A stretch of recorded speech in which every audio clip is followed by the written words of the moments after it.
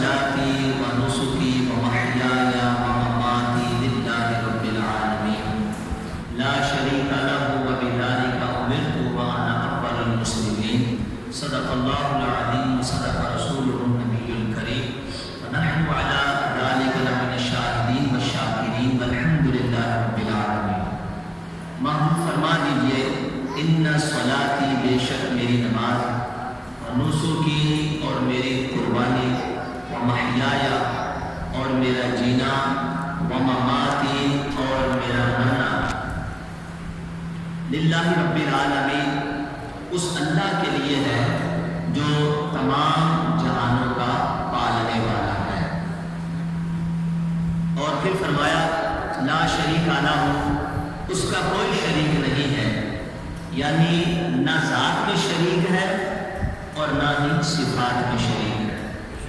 وَبِذَلِكَ أُمِرْتُ، اور اسی سے مجھے حکم دیا گیا ہے، اسی کا مجھے حکم دیا گیا ہے۔ وَأَنَا أَوَّلُ الْمُسْلِمِينَ، اور میں سب سے پہلا مسلمان۔ آج کا جمعۃ المبارک کا جو خطبہ ہے وہ خاص طور پر لفظ نسک پر ہے، قربانی کے بارے میں۔ اس آیت میں قربانی کا حکم واضح ہوتا ہے، قربانی کا حکم دیا گیا ہے ایمان والوں کو، اور نسک قربانی کو کہتے ہیں۔ تو اس آیت کریمہ میں چونکہ قربانی کا حکم دیا گیا ہے، قربانی کے بارے میں واضح طور پر ارشاد فرما دیا گیا ہے۔ مومنین جو ہیں وہ 10 ذوالحجۃ الحرام کو قربانی کیا کرتے ہیں۔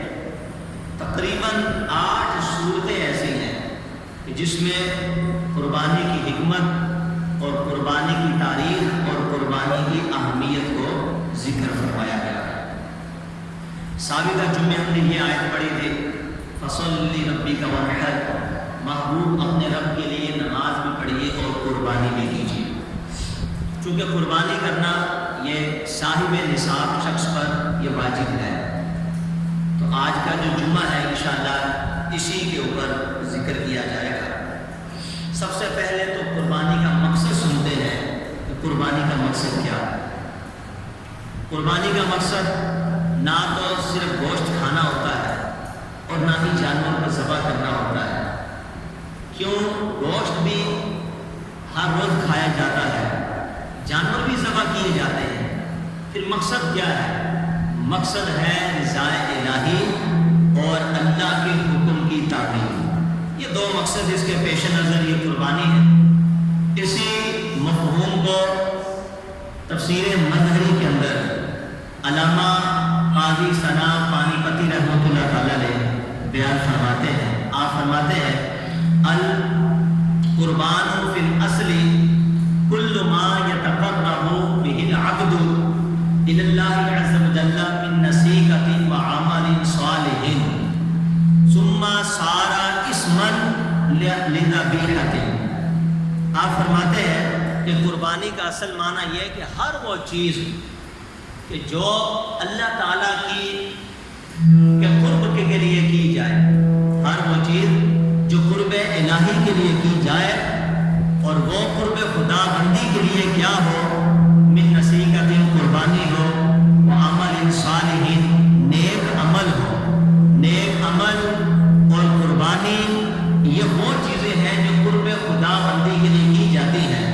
آپ فرماتے ہیں پھر یہ قربانی کے جانور کا نام ہو گیا، پھر یہ قربانی کے جانور کا نام ہو گیا۔ اس سے معلوم یہ ہوا کہ اللہ کی عبادت اور اس کا قرب حاصل کرنے کے لیے کسی جانور کا خون بہانا یہ قربانی کہلاتا ہے۔ تو چونکہ اس میں رضا الہی مقصود ہوتی ہے اور لفظ جو قربانی ہے یہ قربن سے نکلا ہے، اور چونکہ قربانی دینے والے کو اللہ کا قرب ملتا ہے اسی وجہ سے اس کو قربانی کہا جاتا ہے۔ تو لہذا ہم نے کیا سنا کہ جو قربانی ہے یہ جب اس کا مقصد اللہ کی رضا ہوگی تو مقصد کے پیش نظر ہی یہ قربانی کہلایا جائے گا، اور جہاں اللہ کی رضا مقصود نہ ہوگی وہ حقیقت میں قربانی بھی نہیں کہلایا جائے گا۔ اسی مفہوم کو نبی کریم صلی اللہ علیہ وسلم نے ارشاد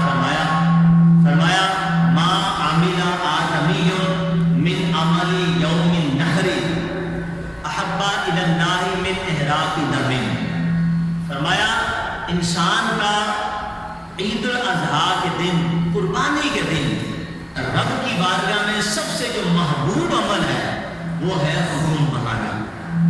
یعنی 10 ذوالحجہ الحرام کو اللہ کی بارگاہ میں، اللہ کے نزدیک سب سے جو محبوب ترین عمل ہے وہ ہوتا ہے خون بہانا. تو خون بہانا سب سے محبوب ترین عمل ہے. اب آئیے تاریخ قربانی پہ ایک نظر ڈالتے ہیں کہ قربانی کی تاریخ کیا ہے. تو قرآن کریم کے اندر اللہ تعالیٰ اس کے بارے میں ارشاد فرماتا ہے وَلِكُلِّ أُمَّةٍ جَعَلْنَا مَنْسَكًا، ہم نے ہر امت کے لیے قربانی کو مقرر کر دیا ہے. تو قربانی کی جو تاریخ ہے یہ بڑی قدیم ہے، یعنی بڑی پرانی ہے. جب سے یہ دنیا مالز وجود میں آئی تب سے یہ قربانی جاری اور ساری رہی ہے. لہذا ہر نبی کو حکم دیا گیا کہ وہ اپنی امت کو قربانی کا حکم دے. تو ہر نبی اپنی امت کو قربانی کا حکم دیتے رہے. اس لیے فرمایا وَلِكُلِّ أُمَّةٍ جَعَلْنَا مَنْسَكًا، ہم نے ہر امت کے لیے قربانی کو مقرر فرما دیا ہے. تو لہذا ہر دور میں، ہر امت میں، ہر نبی کی شریعت میں قربانی کا وجود رہا. تو سب سے پہلے قربانی کس نے کی؟ اس کا اسی کے ساتھ چونکہ تعلق ہے تو اسی کو سماعت فرما لیتے ہیں. قرآن کریم کے اندر اللہ فرماتا ہے وَاتْلُ عَلَيْهِمْ نَبَأَ بَنِي آدَمَ بِالْحَقِّ، محبوب ان کو آدم کے دونوں بیٹوں کی قربانی کا قصہ پڑھ کے سنائی.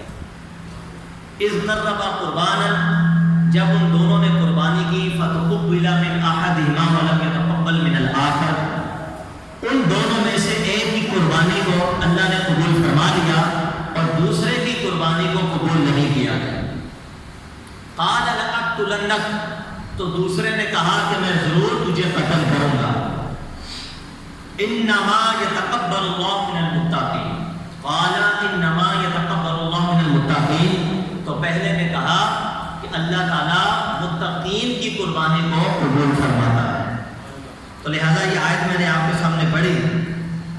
ان آیات کریمہ کی تفسیر کے اندر مفسرین فرماتے ہیں کہ سب سے پہلے قربانی اس وقت ہوئی کہ جب آدم علیہ السلام کے 2 بیٹوں قابیل اور حابیل میں ایک ازدواجی رشتے کی بنا پر اختلاف ہو گیا.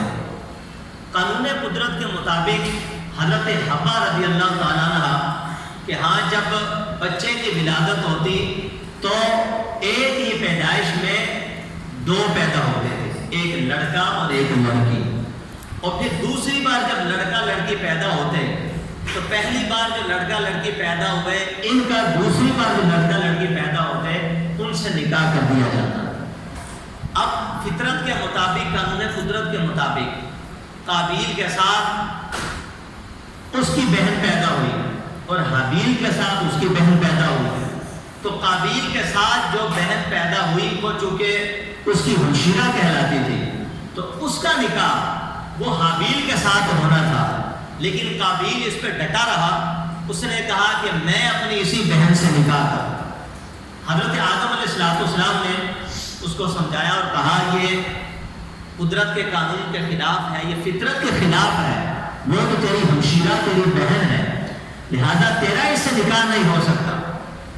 حابیل کا اس کے ساتھ نکاح ہوگا اور حابیل کے ساتھ جو اس کی بہن پیدا ہوئی ہے اس کے ساتھ تیرا نکاح ہوگا. وہ ڈٹا رہا، اس نے کہا میں اس کو نہیں مانتا. تو آدم علیہ السلام نے فرمایا کہ تم دونوں اللہ کی بارگاہ میں قربانی کرو، تم دونوں میں سے جس کی قربانی اللہ کی بارگاہ میں قبول ہو جائے گی تو وہ اسی لڑکی کے ساتھ شادی کرے گا.